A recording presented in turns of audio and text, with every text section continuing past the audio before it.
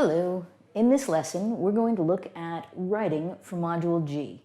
This lesson is appropriate for anyone in high school who's getting ready to do their writing in Module G, so 5 pointers in high school. My name is Yosef, and I'm going to walk you through some of the basics. The Module G Bagrut has 2 parts. The first part is an unseen, and there's a different lesson for unseen. That's going to be access to information from written texts. It's a reading comprehension test. The second part of the test is written presentation. The words could be used for that are composition, essay, passage, or text, and they all mean basically the same thing. You're going to write 120 to 140 words, giving your opinion on a topic that they'll give you. So, how to begin? You want to begin this by reading the topic.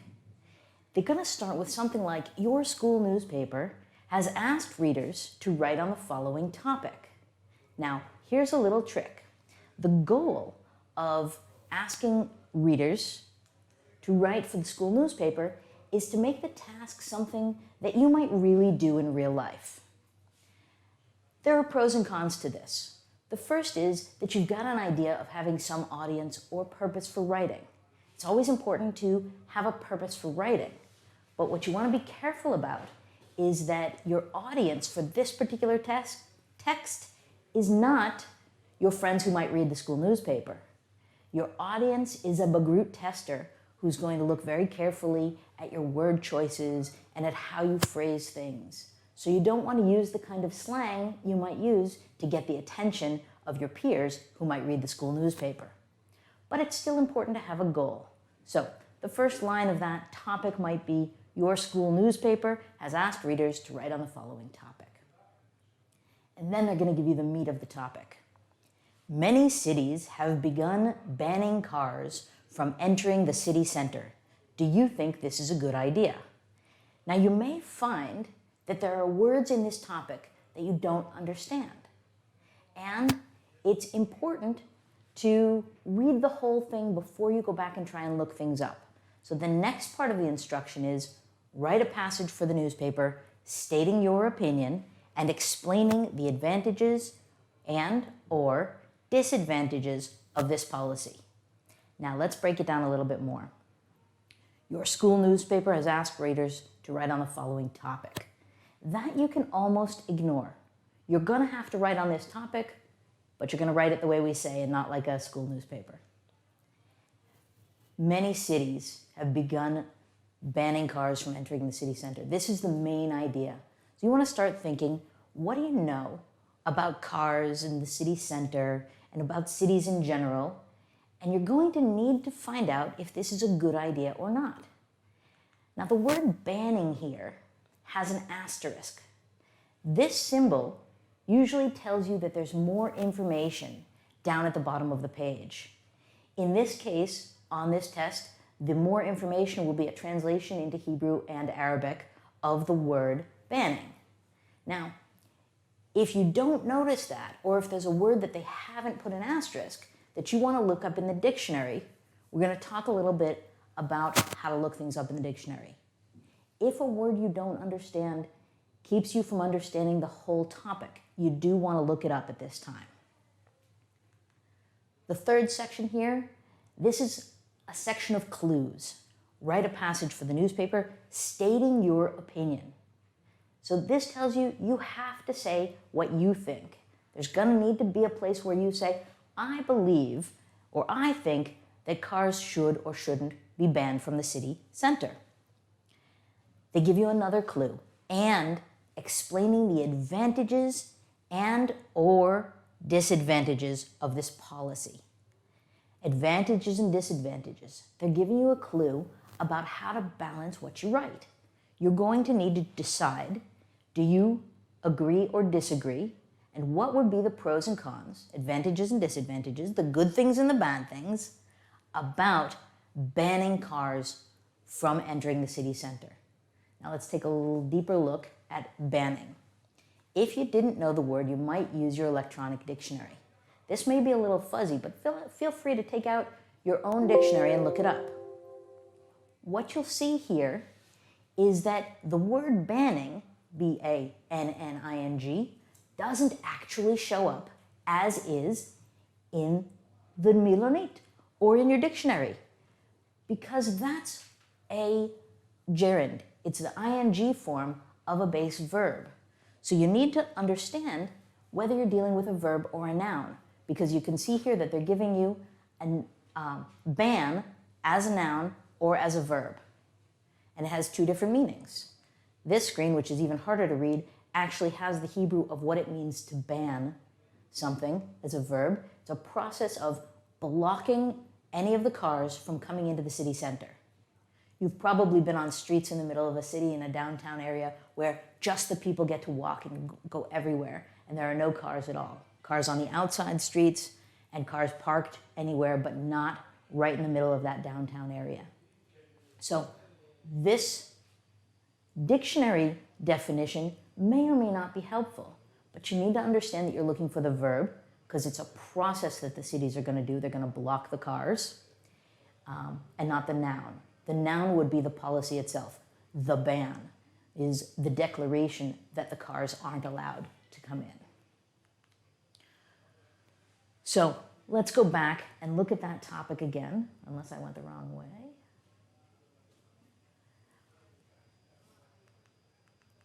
There we go. Which way is this going? When you begin, you want to brainstorm everything you know about having cars in the city. What does it mean when the cars can be there? What does it mean when they can't be there? What are all the things you can think of about why you may or may not want to have cars in the city center? The reason we're going to start with a brainstorm is because as you go through the process of writing, you also go through a process of thinking, and you may change your mind. At the beginning, you might think, oh, it's a good idea to block the cars. And then as you're writing and giving examples, you may convince yourself that perhaps cars are a good idea after all. And if you do that in your essay, you'll lose points in your content and organization. So let's look at some ways we can brainstorm. The thinking process of brainstorming can start with one idea at the top. And then you can break it down into the bad ideas and the good ideas. One example of having a good idea for having cars in the city is that having cars, allowing them, brings lots of people into the city. It's faster to go right from your house in your own private car right to where you want to go downtown. So those are some good reasons to let people drive their cars into the city. Some bad reasons: cars bring pollution, and there's a lack of parking, so people get frustrated and they don't know where to park. So here we've got a layout of some of the good things and some of the bad things to have when we think about the ideas of whether or not we want to ban cars from the city center. There are, of course, many ways we can lay out our ideas. We could do this in a circle, with having cars in the city center at the middle, and some of the ideas. This could be a cycle. If you block cars, then more people will come by public transportation. If you allow the cars, they'll bring more money, there'll be more pollution. People like to have the freedom and independence of having their cars. It could be a safety issue. It could be better for business or better for tourists, better for both. So as long as we're getting all our ideas in some way on the paper before we start writing our opening sentences or our introduction, we get the ideas out clearly. It doesn't really matter if we use a circle or a chart or even just a list. We could just do bullet points. No cars, less pollution. No cars, fewer people. No cars, less noise. If my thinking process is going along with all the ideas of banning the car, I'm probably going to write my essay from the point of view of the opinion that banning the cars, no cars, is a good idea. Because my thinking process led me to more ideas I could write about on that side of the argument. Now, here's a trick about writing an opinion essay. Your personal opinion doesn't have to be what you write. You want to write the essay that you can write most clearly, and not necessarily the one that expresses your deep seated beliefs. This is especially true if you're on the fence, and maybe you think they should, and maybe you think they shouldn't. And if they should, then they could do this, and if they shouldn't, they could do that. And while that might be fine for you to actually believe that, or be unsure of what the right thing is, it's not the best way to write your essay, because you'll come down to the conclusion and you won't have a clear statement to make. And the important part in this writing task is to make a clear statement, that you start with your beginning and say your opinion, your ideas support it, and then you conclude the same opinion. So when we plan first, then we know what opinion we want to write about. In the example on the screen right now, there are more ideas for no cars. So if these are my thoughts, then it's going to be easier for me to write that there should be a ban. My personal belief is that there shouldn't be a ban. However, based on this brainstorm, I'm going to find it easier to write an essay explaining that there should be a ban. Let's move on. Once you've got your ideas on paper, you can start planning and organizing your thoughts into paragraphs. Let's talk a little bit about what paragraphs you're going to need in this essay. You're going to have 4. The first paragraph is going to be your introduction. This is where you're going to tell them what you're going to tell them. In your second and third paragraphs, you bring examples and supporting information. This is where you tell them in detail. And in paragraph 4, that's your conclusion. You want to tell them what you've told them. This may sound repetitive, but it's a really good way of getting a clear idea across. Tell them what you're going to tell them in detail, give them more detail, and tell them what you've told them. That way they really know what your message was. You don't want anybody having to search in your essay to try and find what your opinion was. You want it to be clear. Let's go more in detail. When you choose what to write, you want to write it from the inside out. Because if you start with the introduction, you may not have the examples to support. But if you start with your supporting ideas, your examples, and your details, then it becomes much easier to write your introduction. So take a look back at the notes that you wrote. What were the strongest points? How did they fit together? Which ideas can connect to what you want to say? Perhaps you're going to write in paragraph 2 that cars bring in noise and pollution. And in paragraph 3, you're going to talk about how tourists really like walking. So those are 2 ideas that both support the ban. Now that I know what I'm going to write in the middle, I can think about how to put those together to tell them what I'm going to tell them. So in paragraphs 1 and 4, I'm going to write something along the lines of, cities want tourists to visit and spend money, so they should limit pollution and noise by banning cars. This idea should be stated at the beginning and at the end, and supported in the middle. Now it's your turn. You're going to review your notes and plan what you're going to write in each of those 4 paragraphs. What you want to pay attention to here is that your beginning and your end match what you put in the middle. Let's take a look back at one of those plans. Looking at this idea of no cars and less pollution, fewer people, less noise, less business, government control, you may want to write a different opinion. You may not want to write that there should be a ban. You may decide you really want to say that they shouldn't ban and government control is what you want to write about. Well, you can still have in your middle paragraphs the idea of the less pollution and less noise, as we had in the example supporting, but in this case, you're going to start differently with the idea that the government shouldn't control what people do. We want to reduce government control and let people make their choices. Then you'd use some connectors like, even though it would reduce pollution to ban cars, the government shouldn't get involved in this. So you can use your examples to spin your essay whichever way you want. The important part is having the ideas in your middle paragraphs supporting what you put in your introduction and your conclusion. So if you start in your introduction that the government shouldn't get involved, your conclusion in the final paragraph had better be there should be no ban of city cars. Think back to the clues that you were given in the assignment itself. In the assignment itself, it suggested that you should explain the advantages and disadvantages of the policy. So if you're going to support a ban, the advantages, you could write one paragraph of advantages, that there will be less noise, less pollution, but a disadvantage that fewer people might come to the city. In that way, you can write a balanced essay, giving the pros and the cons, but you're still going to spin it with your own ideas. And when I say spin it, that's kind of a word that shows what your opinion is. I could say, there'll be no pollution. Or I could say, that's one way to reduce a little bit of the pollution. You see how the idea comes across differently?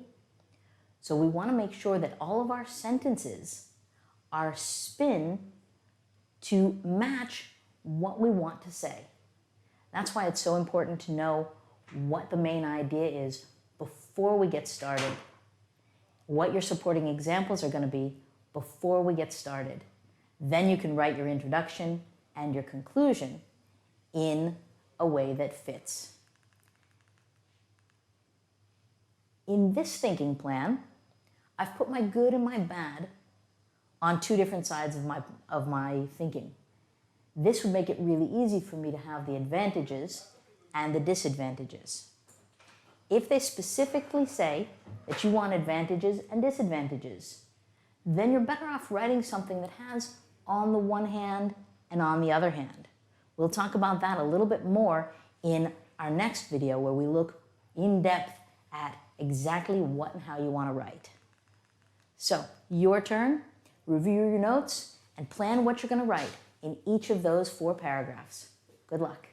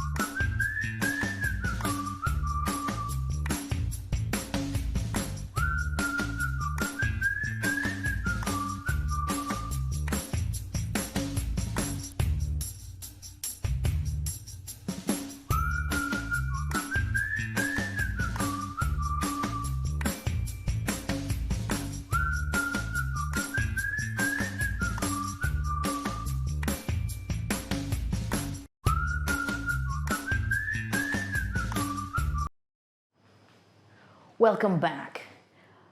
Now, you may think that 10 minutes wasn't enough for you to write an essay, and you're right. You weren't supposed to write the whole essay. You were supposed to write what you're going to put in your middle 2 paragraphs and how you might introduce and conclude it. We hadn't yet gotten started with the writing. But let's take a look and see where to go from here. You may be thinking, how is this essay going to be graded? And I want to look at it a little bit differently, not on the end result, but what's the tester going to do? The person who reads your essay has a few things to keep in mind. The first thing is content and organization. There are 8 points for what did you write? What are your ideas? The next thing is vocabulary. That's 10 points. And it's a very important 10 points. Those are your word choices. Which word did you choose to express your idea? You'll remember we talked a little bit about spin in the last video, where you were thinking about how exactly you were going to present each of the different ideas. That fits into vocabulary. Language use is often called grammar, and that's probably the place where it's going to be the toughest for you, but we'll work on that. I'll show you some tricks.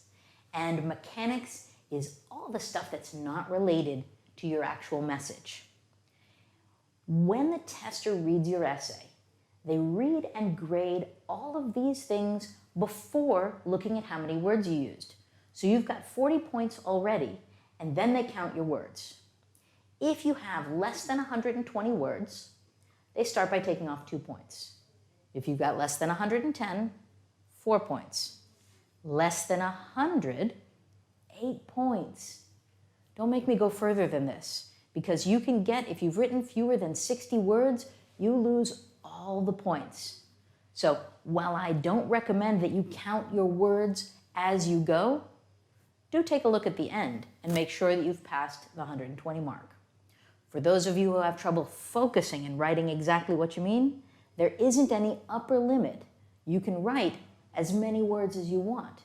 But if you get over about 150, you're probably not focused on your main ideas and you lose points in organization.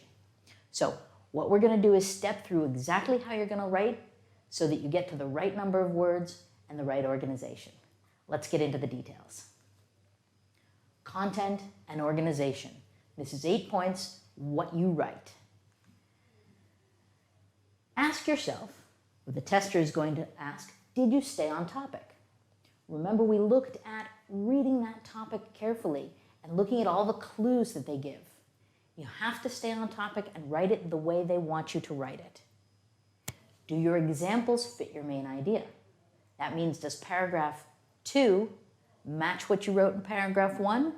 And does paragraph 3 match what's in paragraph 1? That's the examples fitting the main idea. Did you address all the elements of the topic? If they said give advantages and disadvantages, you want to show both. In the particular example we're dealing with, they said advantages and or disadvantages, so you could lean your essay all on one side. Can your ideas be understood? This may be difficult for you to judge for yourself because you had an idea in mind and you wrote it, so it's probably pretty clear to you. But when you read it again at the end, make sure it says what you think it said. Is your writing well organized? If you hold the page up and you can see a first paragraph, second, third, and a final paragraph, then you've probably got most of the organization down. We'll go into that a little bit more in detail. One way to do this is with a structure. If you think of fitting your ideas into this structure, your opening paragraph, have you ever thought about, if you start with a phrase like that, you've got a few advantages that we're going to look at later. Have you ever thought about banning cars from the city center? Firstly, here's an example. Secondly, another example. For instance, in addition, and then finally, you give a conclusion. If you followed that pattern, then you'll definitely have your 2 examples in the middle. You'll have your conclusion at the end, and you started with an opening. So you've got the organization, the understandability, the matching examples. That's a nice structure to lean on. Let's look at another way, because You don't have to follow that kind of a structure. You could write anything you want. Another way you could organize is an opening like, this has always been a controversial issue. Of course, you're not going to write this. You'll write what the controversial issue is. Banning cars has always been a controversial issue. On one hand, cars make pollution. On the other hand, tourists come in cars. And you could end with something catchy like, although some say it would be a good idea, I really don't think so. So here's another structure. And if you think of these structures, then go back to that original plan and pull in the ideas to fit them into the structure, you'll have a really good essay. The vocabulary. This is 10 points. That's a pretty big deal. So let's look at what you need for vocabulary. You need variety. Don't repeat yourself. Even if something is very, very, very, very, very important, as soon as you've passed 2 times of using the same word, you've probably got an opportunity to improve your vocabulary. So, if you want to say, this would be a bad idea, don't write, this would be a bad idea every time. Right? This would be a bad idea. I think there may be other ways to do it. There are better things, or it could be worse. But you don't want to use the same words again and again. You also want to use the words you know and avoid using the wrong word. If you have the perfect word in your native language and you look it up and find a word in the dictionary that you've never seen before, chances are when you put it into your essay, you're going to make a mistake. If you have a perfect word in your native language and you look it up and you find a word and you go, yeah, that's what I meant. I knew that word. I just couldn't think of it. Great. Take the word that you know. Use what you know. But be careful of using words you've never seen before because the chances are very high that it's not exactly what you meant. And there's probably a different way you could say it.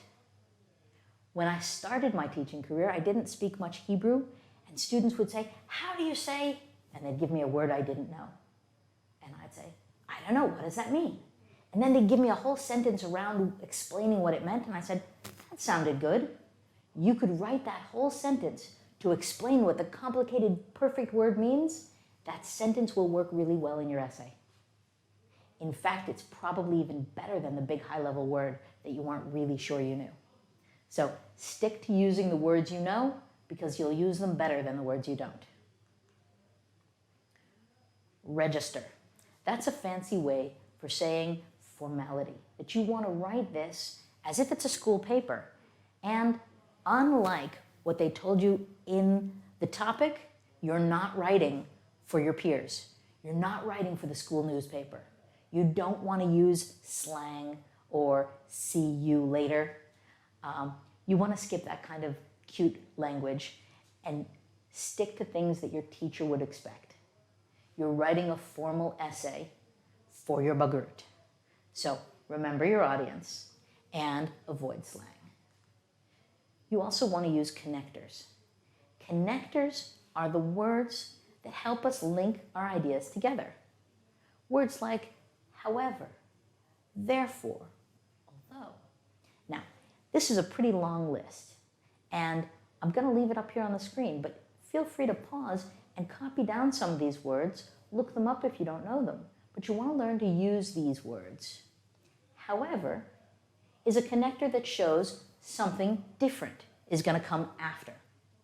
Therefore shows us that something was caused by something else. I didn't sleep last night, therefore I'm tired today. I took the bus, therefore it took me longer to get to the city. Although also shows contrast. Although it may take longer, you won't have to look for parking once you get there. In addition, gives more of the same. For example, is going to show what I just stated. In conclusion, save this one for the end, that sums it up. In my opinion, it's important for you to express your opinion, especially if they ask for it in the instructions. So, we keep going with these connectors. And on one hand, is usually followed by on the other hand. Be careful that you don't use on the other hand if you haven't started with on one hand. Despite this tip, you can use on the one hand without using on the other hand. Finally, you've gotten to the end. In conclusion, we have twice because it's such a good phrase, and as a result is going to show that one thing came out of the action of another. Now, all of your textbooks have lists of connectors that are divided by connectors of addition, connectors of contrast showing difference, conclusion, connectors of time, then, and then, and then show what happens in sequence. So using connectors enriches your essay. And in fact, in the vocabulary section, the testers are going to count and look for 5 of these in your essay. So that's where vocabulary stands. Variety, don't repeat yourself, using words you know, staying formal, this is school, and using connectors. After vocabulary, we have the language use. This is also known as grammar. And a lot of stuff on this slide, but we've got a balance here between not making mistakes in your basic structures and adding in advanced structures. We're talking about writing for the G, so we're at a 5-point Bagroot level. That means the expectation is that you will already be ready not to make any mistakes in the basic structures. Your basic structures are sentence word order. Using the present simple correctly, the present progressive, the past simple, the past progressive, the future, and matching your singular and plural. A lot of the mistake that I see in basic structures comes down to just that simple S. I know it's a pain in the butt, but it is a basic structure, and the S needs to be on your present simple verbs when you have one subject. And if you have many subjects, then the S is at the end of the subject and not on the verb. That's probably the biggest mistake that people make in basic structures, and unfortunately, that will tip the scales very much out of your favor in grading your essays. Let's say you've got all the basic structures down. What can you do to add advanced structures? Now let's look at the other side of the list. In the advanced structures, we have the present perfect and the past perfect. We have passive and the conditionals, reported speech or indirect speech. We have relative clauses, temporal clauses, and verb complements. Now, each of these may be a topic on its own. So if there are any of these that are unclear to you, you may want to check a grammar book or look for some of the other videos that explain each of these. A little bit later, I may give you an example of some of them that you could use that will really help boost your writing. When we look at the balance in language use, on the basic structures, don't make mistakes. And on the advanced structures, include whatever you can. They're going to look for 5 of these advanced structures. So we had a much longer list. They're going to look for 5. So if you can pick a few, maybe have a few sentences that you use that you can add different examples to, that'll help you out. Let's take a look at mechanics. These are the details unrelated to the meaning. The mechanics are spelling, punctuation, capitalization, and paragraphing. Now, in our first lesson, we talked about having a plan. Now you want to get into really writing it. You're going to need a catchy opening. Something like, have you ever thought about? Or, this has always been a controversial subject. The advantage of these 2 catchy openings is that they both use the present perfect. Now there's an advanced structure already. Have you ever thought about also uses a rhetorical question, which is an advanced structure. In addition to the catching opening, you want to use to spark some interest with that catchy opening. You want to let people know what you're going to write about. And this is your way of introducing the topic without repeating exactly the words from the question. If they tell you what to write about and you copy exactly those words, it doesn't count. They take away points from your content because you didn't think of it on your own. It's a little bit tricky because they want to tell you exactly what to write about, but they want you to write it in your own words. So let's look at the structure again. In paragraph 1, you're going to tell them what you're going to tell them. Banning cars from the city center has always been a controversial issue. I'm going to give you 2 reasons why. Then you're going to tell them in detail in your middle 2 paragraphs. Tell them what you told them. You're going to look at your notes and organize your thoughts and write out those paragraphs. How do we get to 120 words? Well, if you follow that plan, you're already there. Your first paragraph was probably 1 or 2 sentences, about 20 words. Your second paragraph had 2 to 4 sentences. You explained your idea, you introduced an example, and that was probably about 45 words. The third paragraph did the same thing. Another idea with an example, 2 to 4 sentences, 45 words, and your conclusion is probably another 1 or 2 sentences where you just wrap it up, restate your opinion clearly, and make sure that you're on topic. So if you've done that, you are at 130 words, which is exactly where you want to be. One more thing about the 120 words. A quick way to check is count the number of words you've got in one complete line, then count the number of complete lines you've got. Most people write about 10 words on a line, so if you've got 12 to 14 lines, you're perfect. Now it's your turn. You're going to go back to your notes, and you're going to write that first 4-paragraph essay. Before you say you're done, read your essay. This is a really important step. It's an important step because this is what the testers are going to do. They're going to read your essay. You can check your essay for a lot of simple things. First, does your conclusion match your introduction? Did your examples support your opinion?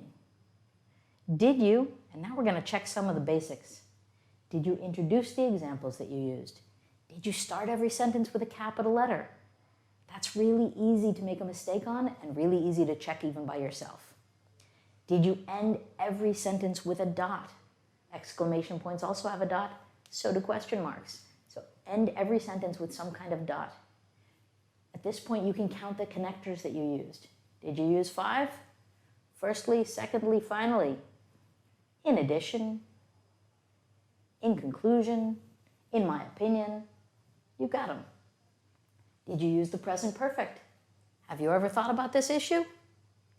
Did you use an if statement? If we don't do this, what will happen? If we do it, what will happen? Using an if statement is an easy way to introduce different ideas and examples. Did you include a relative pronoun? The relative pronouns are those words that you can talk about when something happened, who it happened to, how did it happen, where did it happen. Adding a little bit more information gives you a relative pronoun. And now, to count your words, once you've done everything, how many words are in your first line, how many completed lines. If you've got 10 in the first and 14, you're all set. Now you're done and you're ready to turn in your essay. Great work.